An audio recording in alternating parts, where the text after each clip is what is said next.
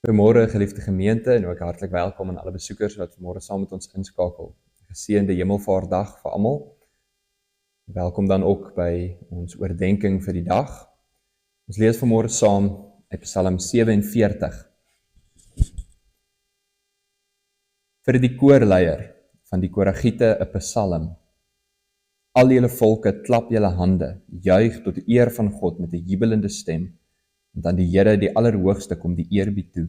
Hy is die groot koning oor die hele aarde. Hy het die volke aan ons onderwerp, die nasies aan ons onderhorig gemaak. Hy het ons besitting vir ons uitgekies, die pragtige land van Jakob, wat hy liefhet, Sela. God gaan op na sy tempel toe, onder gejubel, die Here gaan op, terwyl die ramshorings blaas. Prys God, prys hom met die psalms, prys ons koning, prys hom met psalms. God is koning oor die hele aarde, sing vir hom 'n lied. God is koning God is koning oor die nasies. God is op sy heilige troon. Die leiers uit elke volk sal hulle verenig met die volk van die God van Abraham. Die heersers van die aarde is onderworpe aan God. Hy is bo almal verhewe.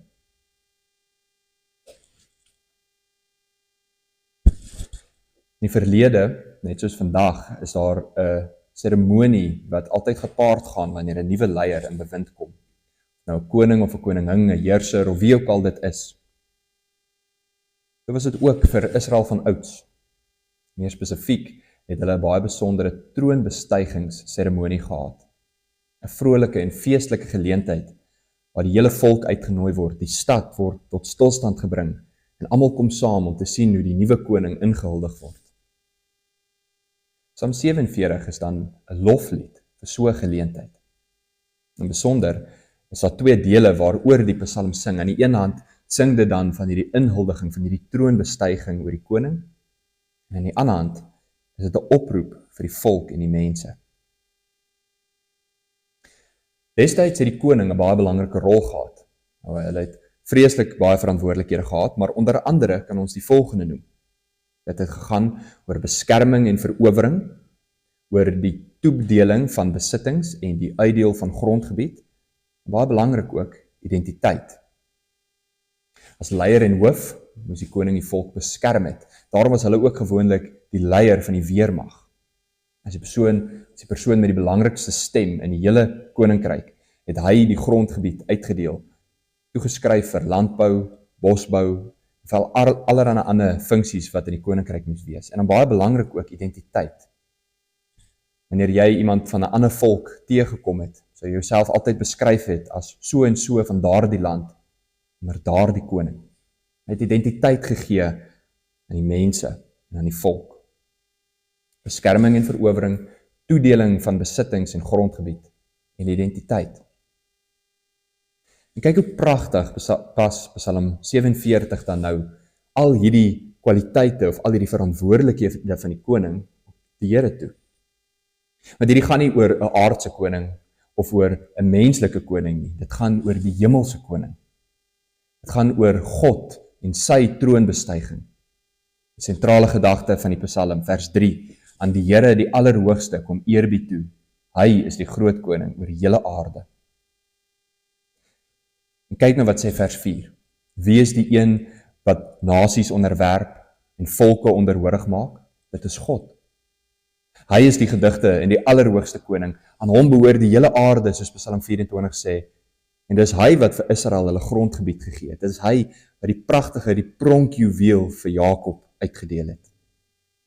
As die God van Abraham, Isak en Jakob, gee hy nie net vir Israel 'n identiteit nie. Maar vers 10 sê, al die leiers, al die volke sal verenig met die volk van die God van Abraham. Die Here is die koning. Hy is die groot koning oor die hele aarde en kyk hoe mooi kom hy sy verantwoordelikhede vir sy volke na. Ons moet ook verstaan dat tydens hierdie lied is dit ten diepste 'n seremonielied. Dit is 'n geleentheid van troonbestuiging en saam met al die verantwoordelikhede van die koning het die koning ook voordele geniet. Ons kan dit opsom weer eens met 3 woorde. 'n Scepter, 'n paleis en 'n troon. 'n Scepter is 'n amptsinstrument Dit wys op die koning se mag en sy eer. As die koning sy septer swaai en sê, doen dit, dan spring die diensknegte ywerig. Hulle doen dadelik wat hy beveel het. Die paleis en die troon praat dan weer oor die koning se gesag en sy heerlikheid. Almal het huise gehad, maar die koning se huis was 'n groot paleis. Dit was gewoonlik hoog op 'n heuwel of op 'n berg met baie trappe wat daartoe oplei. Dit wys op sy gesag. Hy is bo die volk en hy regeer oor hulle. En sy troon, die troon was 'n regterstoel, waar die koning van sy troon af sê, bly bindend. Die troonbestygingsseremonie het dus hierdie dele geïnkorporeer in daardie seremonie. Die septer, die paleis en die troon. Voor die volk se oë het die koning opgegaan na die paleis toe, die trappe opgeklim as te ware. Hulle het hom die septer in die hand gegee wat sê, nou regeer hy, wat hy sê, bly vas.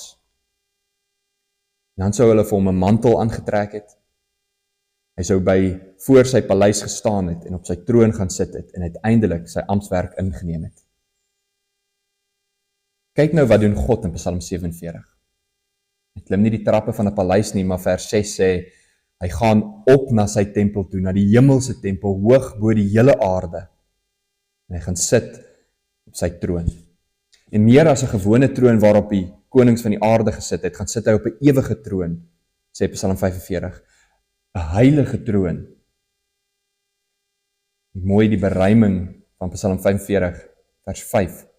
U troon, o Here, hou stand in storm en stryd. Ek dink aan die storms wat ons hierdie afgelope tyd beleef het. Die Here se troon wankel nie in daai tyd nie. Die Here se scepter is regverdigheid, hy min geregtigheid en hy haat onreg. Waarlik, ons aanbid 'n groot en 'n heerlike koning wat troon bo al die volke, wat troon oor die hele aarde, die regverdige en ewige koning. En broers en susters, hierdie Psalm kyk nie net terug na God se regering in die Ou Testament. Nee, dit is woord vir woord in die Nuwe Testament word die troonbestuiging, die heerskappy en die koningskap op Christus toegepas. Ons lees dat Jesus na sy opstanding homself aan baie mense lewend vertoon het.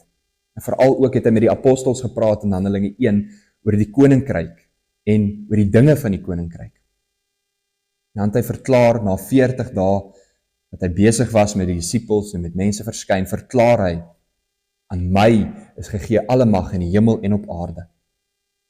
En net soos die konings van die verlede, net soos God in Psalm 47, het hy toe voor die oë van sy volgelinge opgegaan na die hemel toe. Hy het sy troon bestyg.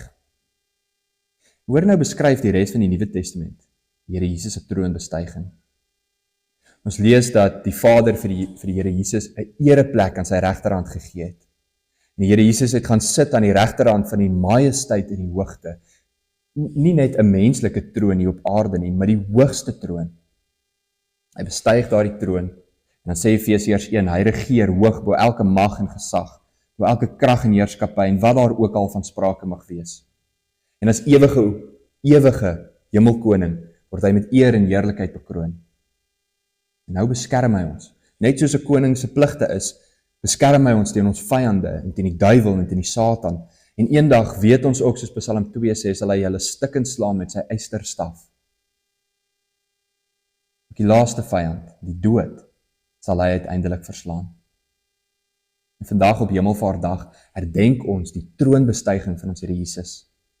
Hy, net soos God in die Ou Testament, is die groot, die ewige koning wat regeer oor die hele wêreld. Wat 'n troostvolle gedagte vir ons as gelowiges. Die een wat sy lewe vir ons afgelê het, die een wat homself aan 'n kruis laat hang het, die een wat gesterf het en deur die dood oorrompel was, maar uiteindelik ook daar weer daaruit uit die dood opgestaan het. Hy wat opgevaar het in die hemel en regeer as regverdige en ewige koning, die lam van God, is ook die een wat die kroon dra. Hoe wonderlik is dit nie? En dit bring ons dan by ons laaste gedagte uit. Psalm 47 sing nie net oor die troonbestuiging nie, maar dit beveel ook, en dit gee ook 'n oproep vir die volk. Volgens vers 2, nie net vir die volk nie, maar vir alle mense, vir alle volke.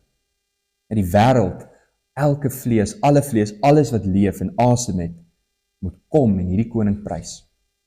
Hulle moet hande klap, blaas op die ramshorings, juig en sing en sing en sing, herhalend. Veral belangrik is die gedagte van handeklap. Handeklap is nie net 'n applaus nie. Handeklap is 'n manier om instemming of erkenning te gee. Dit is soos 'n groet, hande saamklap. Met ander woorde, hierdie Psalm roep almal in die wêreld op om te erken dat die Here koning is. En of julle dit nou erken of nie, die Nuwe Testament leer dat eendag sal almal uiteindelik erken dat Jesus Christus Here en koning is. Filippense 2 vers 9 tot 10. God die Vader het Jesus uitermate verhoog en aan hom 'n naam gegee wat bo elke naam is, sodat in die naam van Jesus elke knie sal buig en elke tong sal bely dat Jesus Christus die koning is. Die geliefdes, hierdie erkenning behels niks anders as eerbiedige gehoorsaamheid nie. Dat ons hom moet aanbid, dat ons hom moet dank en loof en prys met ons hele lewe. Trouwens, hoor net wat die volk se reaksie was, wat die disippels se reaksie was, na die Here Jesus opgevaar het na die hemel. Ons lees in Lukas 24 met die Here Jesus se hemelvaart, Lukas 24 vers 52.